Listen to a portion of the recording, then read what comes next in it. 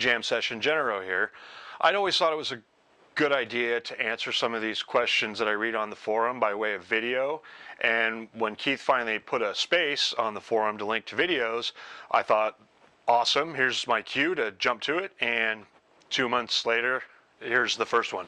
So let's start with the basics, restringing your guitar. Lots of people have opinions and rituals and things they insist have to be done in order to restring your guitar. The fact of the matter is you have to accommodate three things. Firstly, you need to make sure that you're anchored firmly at the bridge so that the ball of the string doesn't slip when you're under string tension. Secondly, you need to make sure that the string's properly slotted both at the bridge saddle and the nut slot. And third, and probably most important, you need to make sure that you're wound securely around the capstan. And again, as long as you've accommodated those three things, nothing else that you do is technically wrong. And I'm mentioning this because when I show you my way, I know there's a couple steps that people like to argue about and insist that you have to go left when I'm telling you to go right. And when we hit those little speed bumps, I'll point them out to you and explain the logic behind them. But this is how most every professional guitar tech on the road changes their strings. So for tools, get a flat place to work, get some strings, get a string winder, and if you're going to do more than one guitar during a day, string winder is going to help, trust me. Get some wire clippers, and if you're doing a Floyd Rose, you'll want your Allen wrench, but we're not going to talk about Floyd Roses this time. Most importantly, you want a tuner. So the first thing up is slack off all your strings, and you slack all of them because if you snip them under tension, chances are you're going to get bit, and that's just never any fun, and certainly something you don't want to. And next up, and this is one of the controversial bits I was telling you about, snip all of your strings. Now, a lot of people cringe at the thought of this, but the fact of the matter is no damage will be done to your neck resulting from alleviating all of the tension off of your strings. Now, I could dig up the physics, research it, and make a presentation for you, but I think the biggest argument that I can make that zero tension on a guitar neck is harmless is the Floyd Rose. When you dive bomb on a Floyd Rose, this is the mechanical equivalent of snapping off all of your strings under tension. It's the spontaneous loss of tension on a guitar neck. Now I use the Floyd Rose as an example, but the reality is the mechanics are the same behind all of the tremolo systems, from the old school Bigsby's to stock Fender Trems and Kahlers and hip shots and Floyds, what have you, spontaneous release of tension across the neck. And for all of the history of the guitar, at least the history of the tremoloed guitar, not once have I heard or read or witnessed somebody damaging their neck as a result of dive bombing on a guitar. I'd like to think that would put the argument to rest. Moving on. Now, since the guitar is completely naked now, this is the best opportunity to come in and clean off all the areas that you can't normally get to. And I'll start with just unused paintbrush and dust off all the loose grime. And then I'll use my cleaner.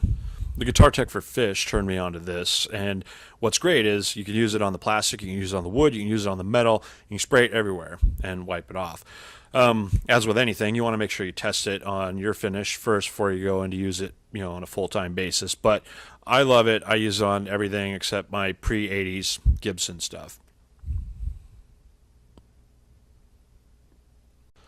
So once you're all anchored into the bridge, now it's time to get a string in. And what I like to do is I'll take and put them all off towards the high E string side of the guitar. And this is a good place to put a rag so you don't scar the finish up on your favorite axe. And all the strings just kind of wait there until I'm ready to wind them.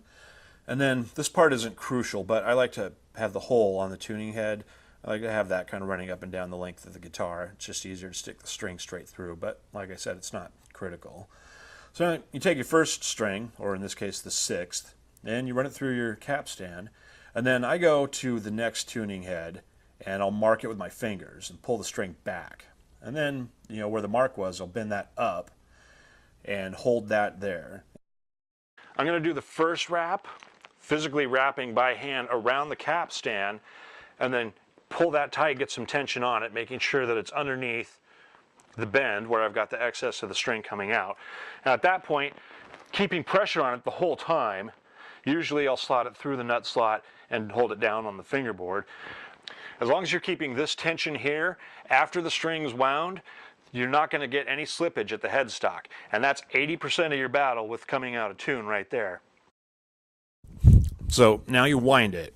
Now, hopefully if you can make it out in the video, you're going to wind it, it's going to feed under itself and kind of pushing down, adding a little bit of extra pressure. And you make sure that you don't cross over the string itself, especially on the unwound ones because they can cut through themselves. Now, a lot of players believe the more wraps that you have around the tuning head, the more sustain you'll get out of your guitar. And frankly, I don't believe that. And I'll actually probably shoot a video Mythbusters style to go through and prove or disprove some things like sustain or getting more sustain out of your guitar, and who knows whatever else I can think of that we just might need to see in order to believe. But in the meantime, one of the key advantages is when you're taking the strings off, minimal wraps, you just yank those guys off. And that's going to save, like I said, if you're doing more than one guitar during a day, it winds up saving you a lot of time. Another key advantage to this method is when you're on stage playing and you break a string, chances are you can finish playing the song out unless you're on a floating bridge tremolo or something. But it's increasingly more difficult if you still got your string up there getting in your way. With minimal wraps, once that string breaks, you just pull straight away from the guitar. And you can at least finish out the set. I'd like to think everybody's tuned their guitar once or twice before, even at, whatever early stage of guitar playing you're in. Like I said, use the tuner, no reason not to. And I'll go from low string to high until everything's in tune, and then go back and go through them again, low to high, and do that 2 or 3 passes until by the time I get back to any given string, it's still in tune from the last go around, and I call that tuned, and we move on to the stretching. Now, I've always thought string stretching was a little misleading of a term, because think about it. You're actually stretching a string, you're going to decrease the diameter. And plus, if you've ever watched a video on how the strings are made, you've seen the machines they use to make them, you're not really going to stretch too much. But metal does expand and contract, given the weather, and more realistically what you're doing here is you're acclimating it to the string, to its environment. And you're making sure that it's anchored at the tuning head, which is probably more important. And basically, all I'm doing is just anchoring part of the string with my thumb and pulling with the rest of my hand and working my way up and down the neck. That's a stretch. You stretch it, you tune it, stretch it again, tune it again. Do that 3 or 4 times until when you go back to tune it, it's no longer that far out of tune and you can call yourself stretched. And then that's it. You've restrung your guitar. Congratulations. Just for the record, the first example guitar I used for the video, from laying it down to its initial tuning, took me all of 14 minutes, trying to talk to the camera, screwing up my presentation, not being prepared, bumbling around like a bonehead. So on my better days, at least half of that time. So it's not too much time out of your day. It's worth getting good at. It's worth doing because new strings always sound much better than old and cruddy strings. So I hope it helped. Hope you learned something. I enjoyed doing it. I look forward to making the next one. I hope it wasn't too hard for you to watch. Thanks for watching, and I'll see you on stage.